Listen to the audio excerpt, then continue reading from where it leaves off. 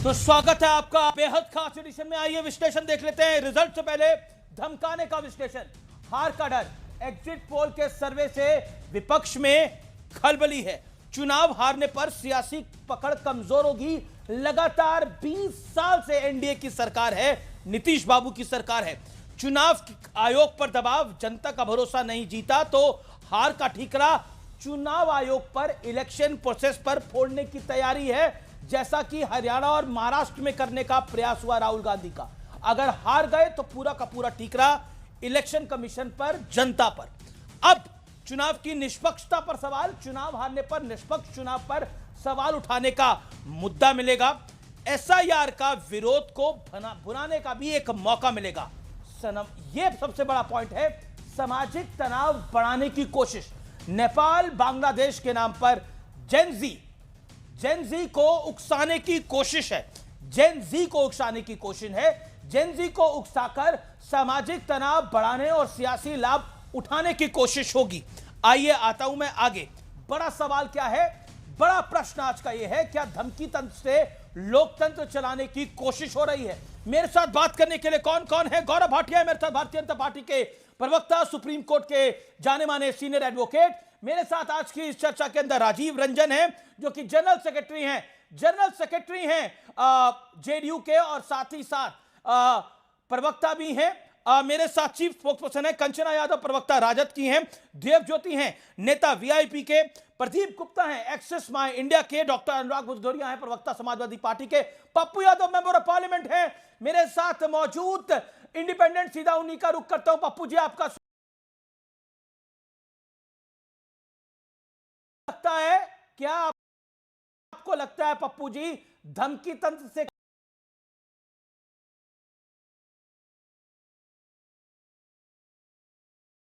तैयार भी दर्ज हो गई है कुछ मिनट पहले? देखिए, एक बात समझिए, मेरी बात गौर से, कि लगातार बक्सा का ट्रक का पकड़ाना, आप हमेशा ना संवेदनशील बात मत करिए भैया, मैं आपसे रिक्वेस्ट करूंगा। चुनाव हार जीत लोकतंत्र में लगा रहता है। नीतीश कुमार जी को अंतिम पारी बेचारी वो खेल रहे हैं, दया उन पर कृपा है। 65% महिलाओं के आड़ में जो भी करना हो, ऐसा अपना बीजेपी बोल ही रही है। और कोई 108, कोई 95, कोई 99, कोई 96 दे ही रहा है। और अगले बार भी एग्जिट पोल क्या कहा था बिहार के बारे में, 9 सीट चोरी करके 5 साल रह गए। उसके बाद हरियाणा के बारे में क्या बात हुई थी? लोकसभा में सारे एग्जिट पोलों ने 250, 300, 350। तो मेरा उस पर नहीं जाना है, हम उस सब पर विवाद नहीं करेंगे। देखिए, अपने लोगों की अफजाई करने के लिए कोई भी आदमी जब इस तरह का वातावरण बनता है, तो ये बात लोगों के एक सेंटीमेंट में ठीक है कि हम कोई कोई बात होगी, इस तरह का होगा तो खून की नदियां बहा देंगे, ऐसा कर देंगे। कोई एक नई बात नहीं है। जब किसी जात, कौम, धर्म को आप हरामी कहते हो, कट्टा, बम, बारूद, गाली गलौज करते हो, तब आप मुद्दा नहीं बनाते हो। जब आप जेबर, भैंस, गाय, कुत्ता, बिल्ली करते हो, तब वो बात नहीं होती। मैं कुत्ता बिल्ली की बात ही नहीं कर रहा। अगर उन्होंने बोला जेडीयू के, एक सेकेंड, जो एमएलसी ने बोला, और मैं बता रहा हूं, एमएलसी ने बोला अगर गड़बड़ हुई तो बिहार बांग्लादेश और नेपाल बन जाएगा। मतलब ये तो धमकी की कोशिश है ना। एमएलसी की राजद के बाकायदा प्रेस कॉन्फ्रेंस करके करा गया। नहीं, मेरी बात समझिए कि संदर्भ देखिए, प्रोस्पेक्ट देखिए, और आप उसकी फीलिंग देखिए कि वो क्या कर रहे हैं। मैं मानता हूं कि बड़ी खबर, पटना में एमएलसी के खिलाफ, सुनील सिंह जो कि राजद के एमएलसी हैं, उनके खिलाफ एफआईआर दर्ज की गई है। डीजीपी के आदेश के बाद एफआईआर बाकायदा दर्ज करी गई है। प्रेस कॉन्फ्रेंस करी तो, और उन्होंने कहा था गड़बड़ हुई तो नेपाल बांग्लादेश बनाएंगे। पप्पू यादव, आपका रिएक्शन? अब तो एफआईआर तक दर्ज कर दी गई है, जवाब? भैया, जिसकी लाठी उसकी भैंस, एफआईआर और ये सारी चीज़ें, इनको पीएम पर एफआईआर नहीं होगा, अन लोगों पर एफआईआर नहीं होगा, कॉमन मैन पर। तो पीएम यदि ने कोई बोला अपने थोड़ी है पप्पू जी, sentiment शब्द के पप्पू चयनों जी में पीएम साहब ने थोड़ी बोला है देखिए कि ना, मैं बिहार को नेपाल और बांग्लादेश बना दूंगा। पीएम साहब ने बोला है क्या? भैया मेरी बात सुनिए ना। मैं तो सुन ही रहा हूं गिरिराज आपकी ने बात तो पप्पू हरामी जी। कहा, किसी ने तो कुछ कहा, गिरिराज ने तो हरामी कहा। सर पीएम तो कट्टा, बम, बारूद और जाति की बात कर देते हैं। सर ऐसा थोड़ी है कि इतनी गाली गलौज की बातचीत होती है क्या कभी राजनीति में? हम लोग भी तो राजनीति करते हैं। ठीक है, और राजनीति में भैया मैं मानता हूँ सुचित्रता होनी चाहिए और शब्द का चयन होना चाहिए, नहीं, ये लेकिन उसके शब्दों का चयन सेंटीमेंट ठीक है, को ओके, देखिए ना लगातार। एक अगले बार सेकंड, आप एक सेकंड, ये बड़ी खबर है। ये तो धमकी तंत्र है लोकतंत्र के अंदर। गौरव भाटिया ऑपोजिशन ये कह रहा है, गौरव भाटिया ऑपोजिशन ये कह रहा है कि अगर सही नहीं होगा तो फिर गलत होगा। सर मैं तो नहीं आपके साथ बैठ पाऊंगा सबके देखिए साथ। गौरव भाटिया जी, सबसे पहले तो एक सेकंड पप्पू जी, 40 सेकंड रुकिए आप। गौरव भाटिया बोल रहे हैं, फिर आप बोलिएगा। एक सेकंड। एनडीए की सरकार पुनः बनेगी और बेहतरीन प्रदर्शन हम करेंगे, क्योंकि बिहार की जनता भी कह रही है विकास चाहिए, बकवास नहीं। और मैं सुन रहा था पप्पू यादव जी को, मुझे शर्म आ रही थी। उनके मुंह से क्या निकला? एक बार उन्होंने ये नहीं कहा कि हमारा लोकतंत्र मजबूत है, बल्कि जो आरजेडी के एमएलसी हैं सुनील सिंह, उनके लिए इन्होंने कहा इसमें गलत ही क्या है? अरे क्यों नहीं निंदा करोगे?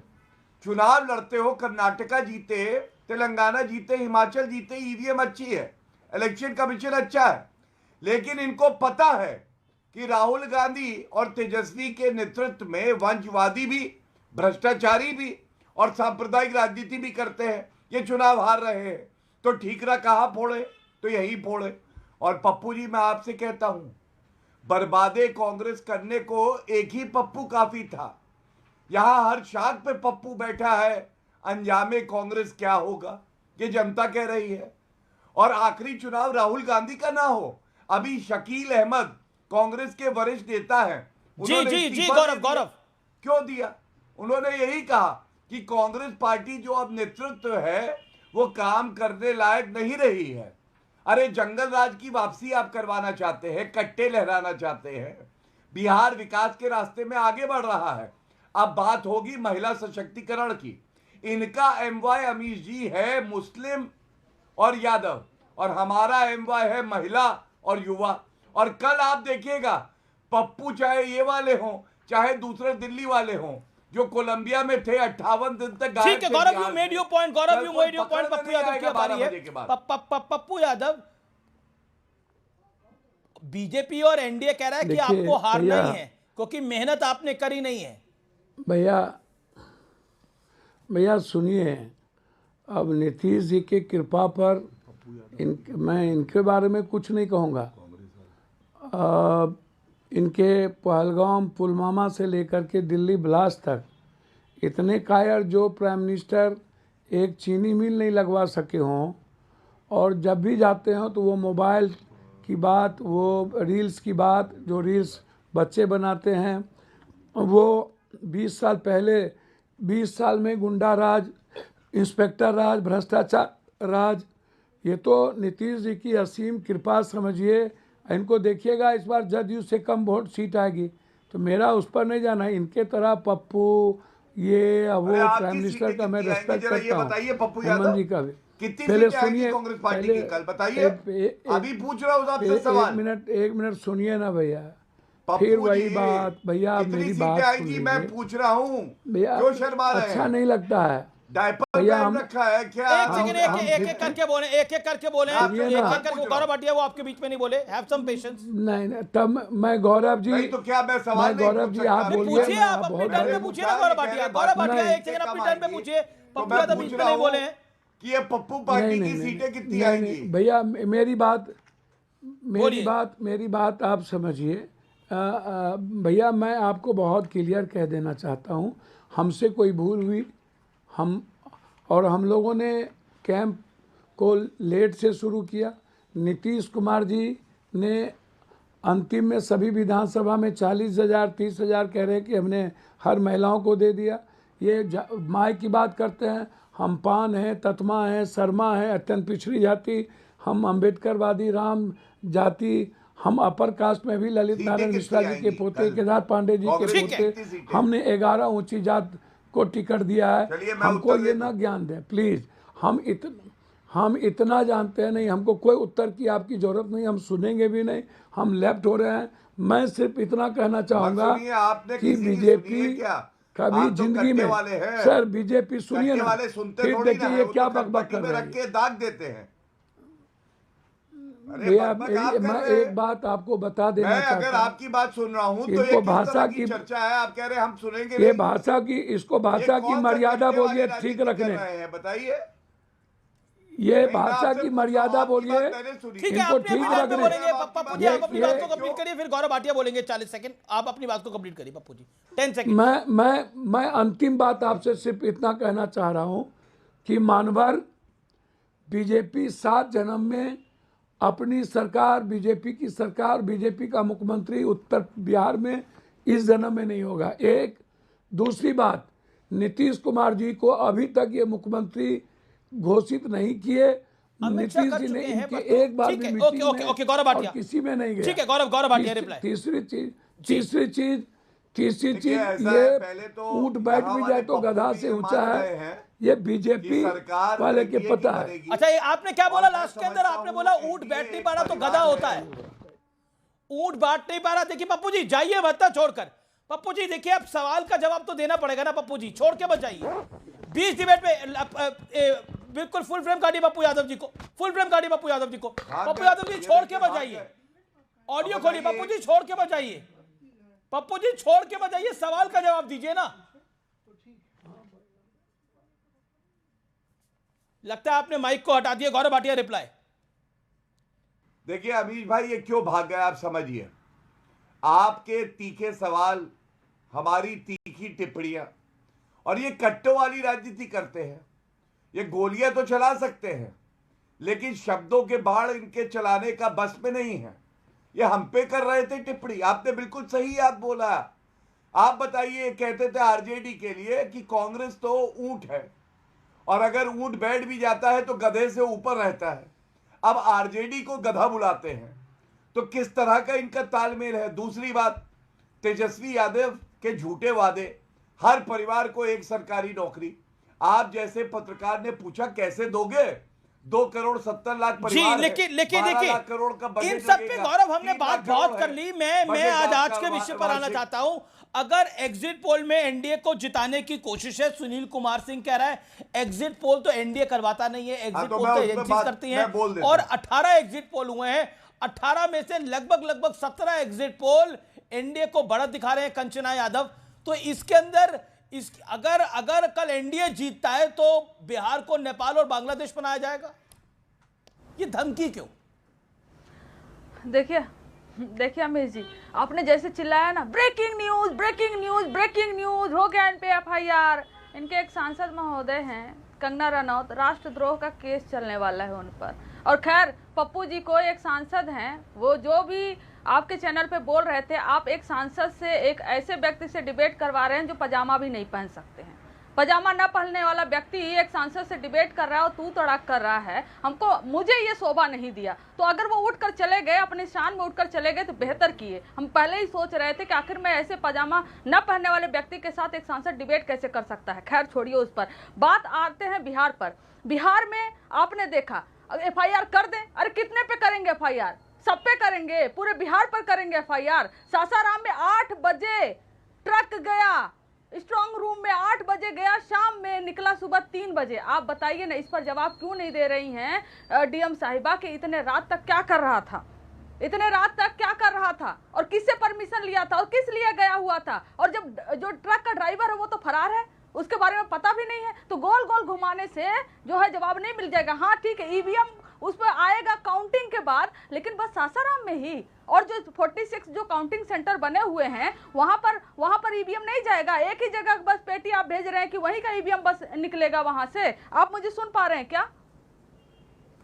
आप सासाराम की जो बात कर रही हैं उसके अंदर बॉक्सेस को देखा गया, बॉक्सेस तो खाली निकले। जिन सिक्योरिटी पर्सनल की आप बात कर रहे हैं वो तो मैं खाली उत्तर निकले। देना चाहता हूं, व्यक्तिगत टिप्पणी हुई, आपने नहीं रोका, एक हाँ उत्तर नहीं देने नहीं दीजिए। सुनिए सुनिए सुनिए सुनिए, हाँ बिल्कुल अमीर जी, बस उनसे जवाब लीजिएगा, मुझे लगा आवाज नहीं आ रही। सासाराम में जो डीएम महोदय हैं उन्होंने खुद बताया कि शाम में 8 बजे गया था ट्रक, 7:59 नहीं, मैं सारी बातें रात में आपकी 3 बजे उसकी जांच हुई। लेकिन पूरे रात लेकिन भर क्या सुनील कर रहा सिंह था? ये क्यों CCTV बोलेंगे कि कैमरा हम क्यों बंद था? बांग्लादेश और नेपाल आपके घर बनाएंगे पर- अगर एनडीए जीतता है तो? सुनील सिंह जी ने यह कतई नहीं बोला कि हम बांग्लादेश और नेपाल बनाएंगे। सुनील सिंह जी का कहना था कि महाराष्ट्र, दिल्ली, हर जगह से जो बच्चे आए हैं ना बिहार में परिवर्तन के लिए, जो सिस्टम उन्होंने बोला गलत ना करें वरना सड़क पर ऐसा दृश्य दिखेगा जिसकी कल्पना नहीं करी जा सकती। उन्होंने धमकाया, उन्होंने रिटर्निंग ऑफिसर्स को धमकाया। मैं कहना चाहता हूं, ऑन रिकॉर्ड कहना चाहता हूं, उन्होंने धमकाया, उन्होंने बोला गलत ना करें, सड़क पर ऐसा दृश्य दिखेगा जिसकी कल्पना नहीं की जा सकती। बिहार में नेपाल बांग्लादेश जैसा नजारा देखने को मिलेगा। इससे ज्यादा क्या बोलेंगे कंचना यादव? इससे ज्यादा क्या बोलेंगे आप मुझे बताइए। मैं आपको क्या बता रही हूँ, हम किसी भी कुर्बानी को देने के लिए तैयार हैं, लेकिन जनमत का, लोकतंत्र का हम तो जनमत चोरी क्या नहीं होता होने है? देंगे, डकैती नहीं आपको करने लोकतंत्र देंगे। की आखिर बात में क्या करते हैं कर तो रहे हैं? इलेक्शन क्यों कमीशन में नहीं? भरोसा करना पड़ेगा ना। आप हर जगह नेपाल थोड़ी CCTV बना कैसे देंगे? बंद हो रहा है? क्या CCTV कुर्बानी हर देंगे? जगह कैसे बंद हो रहा है? नहीं, क्या कुर्बानी देंगे? किसकी कुर्बानी लेंगे? किसकी कुर्बानी देंगे? रात भर क्या की? कैसे गया वीवीपैट? कितनी बड़ी-बड़ी बातें आप बोल रही हैं। ईवीएम को जो बॉक्सेस होते हैं कैसे गया? ओके, मैं गौरव भाटिया का रुख क्या करता हूं। बोल गौरव रहे हैं भाटिया, आप? कोई भी कुर्बानी हम देने को तैयार है लेकिन गलत नहीं होने देंगे।